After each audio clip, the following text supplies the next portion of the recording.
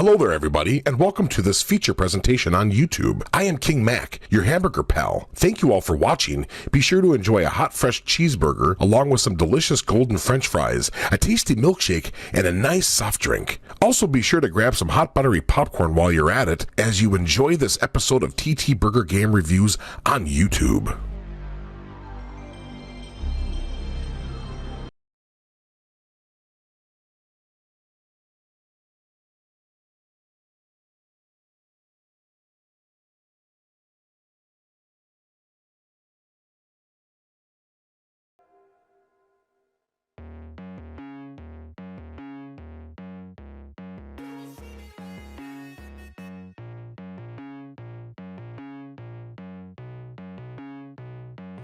TTBurger Game Reviews here on YouTube, and I am your host Tony, aka TTBurger88, and welcome back to some more reviews of PS1, PS2, PS3, and PS4 video games here, as we're taking a look at my Ape Escape franchise review, episode 265, and this is episode 265 part 2 of 3 parts.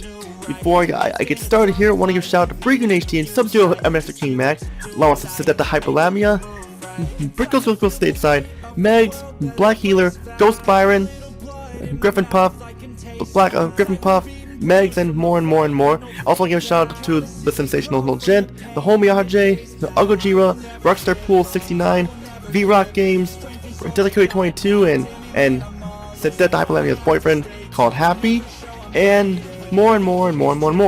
We have a lot to talk about here in this Ape Escape series here for part 2. We're going to dive into the PlayStation 2 era. Before we even get started with the first PlayStation 2 Ape Escape game, let's go back and do a TTBurger recap to show you what you missed in the first Ape Escape part, episode 265, part 1 of 3. Let's take a look at the original Ape Escape for the PlayStation. Gave it an 8 out of 10 because the controls felt a little weighted and stiff, and the difficulty was all over the place, and the voice acting was bad and stuff like that, and you had to backtrack to the levels to 100% them to get the best ending and everything, which kind of felt like a chore there. But still, if you want some monkey action where you capture monkeys and stuff like that and everything, and a 3D platform, Ape Escape should not disappoint. Now we're gonna zoom ahead to June 30th, 2003, back when I had graduated from middle school and I was starting high school a couple months later, and we're gonna take a look at the sequel to Ape Escape here. I should also mention that I forgot to say that in Metal Gear Solid 3 Snake Eater that there was a snake vs monkey mode where you can capture the monkeys from Ape Escape. I wanted to throw that out there for a second there. And we're gonna get started here with my review of Ape Escape 2 for the PlayStation 2 by Sony Computer Entertainment, and this time published by Ubisoft. Yeah, Ubisoft was behind this one here. Released on June 30th, 2003, and let's get started here. Ape Escape 2 is an excellent sequel, probably the best of the 3 Ape Escape games. A lot of fun with the gameplay elements from the first game here have returned and improved. No more stiff controls and frustrating gameplay elements here. This is the perfect example of a sequel that improves on its predecessor for the most part. There are some problems though. Some are holdover and stuff like that and such, and some that are new here, but that are from the first Ape Escape that are still here, but we'll get to that later. This time we have a new playable character, Jimmy, who's Spike's cousin, and they both look similar to what they wear, the hair color, and more. And the story goes like this. Jimmy and Natalie, Natalie is the granddaughter and the assistant and the niece of Professor. They're busy watching Professor's lab while he's on vacation when Jimmy makes a mistake when he accidentally sends monkey helmets to the monkey amusement park instead of monkey pants, and he goes over the weight limit, and the machine is destroyed and the laboratory is ransacked once again.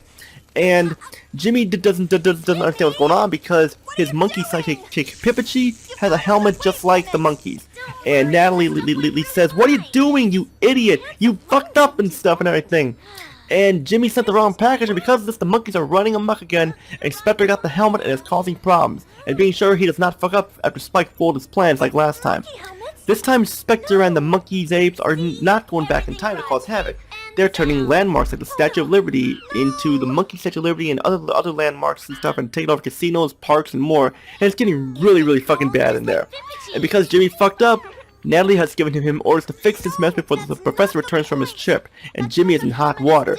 And the professor does return from his trip and sees the mess, but does instruct Jimmy to go capture as many monkeys as he can, and then he returns and they help him out and stuff, and because the lab is ransacked and destroyed, they take up shop in Natalie's room as like how the time station was and stuff like that.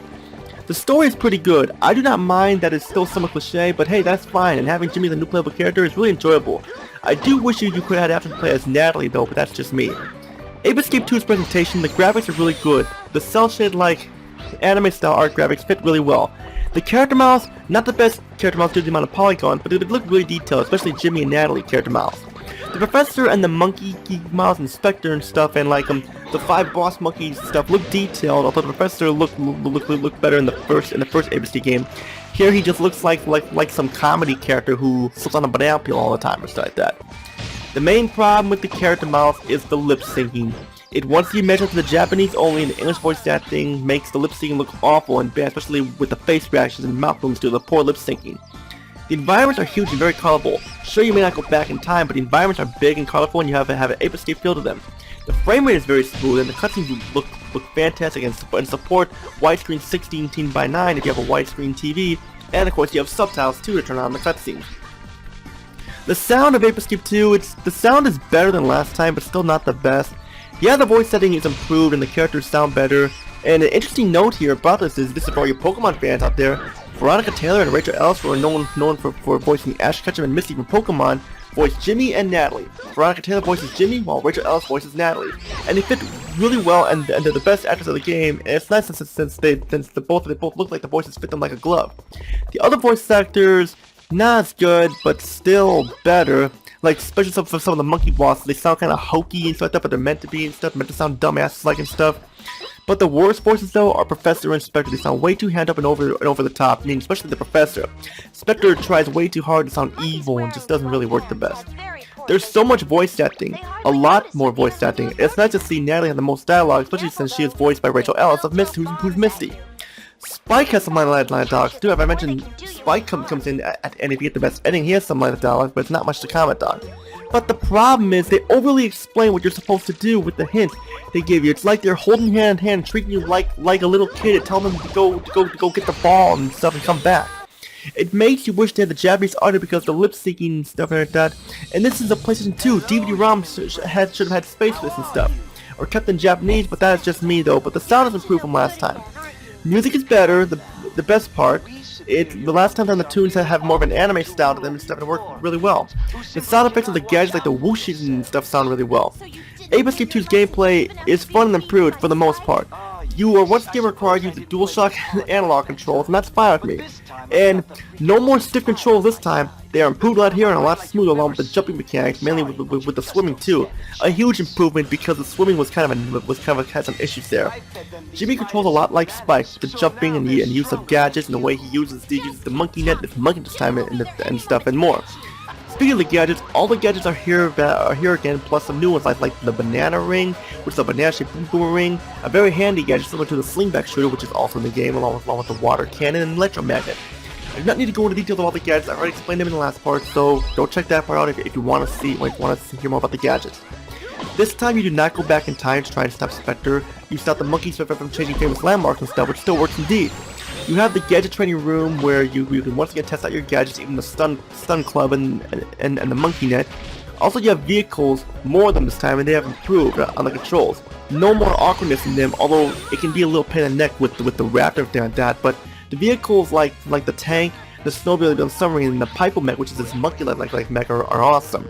Fucking amazing. They really have improved in the sequel and I really enjoyed it, but now we have some monkey negatives.